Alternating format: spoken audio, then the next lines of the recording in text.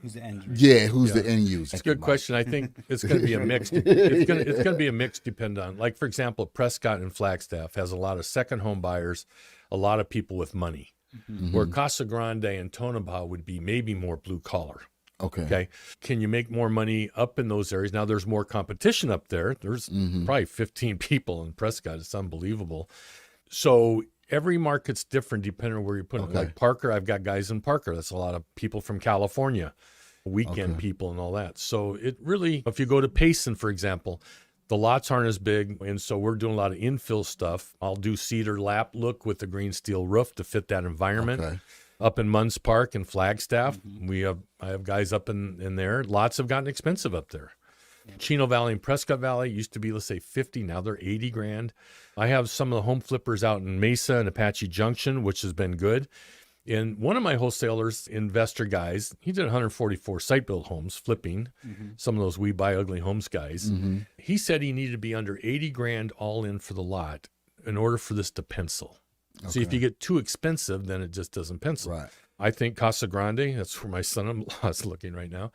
I think that area is going to grow. All those warehouses that are out on the tour, they're going down to Casa Grande. There's a bunch of solar farms down there.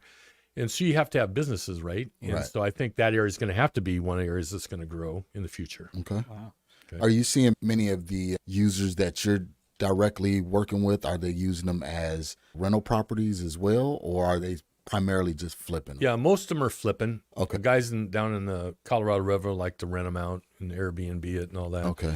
There's another thing that's started to come out now called ADU, accessory dwelling units. I just put 2 up in the Prescott area. One guy's going to Airbnb it. The other guy's, I don't know if he's got family on there. And in Yavapai County, which is Prescott, you have to be under 750 square foot. So they're doing 2-bedroom, 2-bath, little single wides. They're adding big porches to it, which is not part of the square footage. And so you're starting to see that California, that's really starting to happen.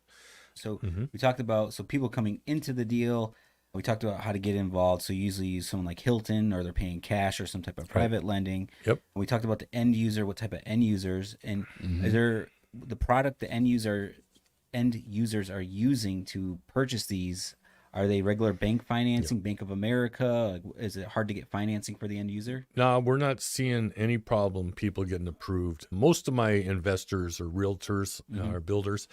They have a relationship with lenders already. I have some because I do get some customers coming to me that are consumers, and I can discount the home for them a little bit, and I have a lender for that. But most of the stuff I do is all cash. And when they finance it, though, through MLS, we're not having a problem with them getting approved at all. Okay. Yeah. Okay. No. Perfect.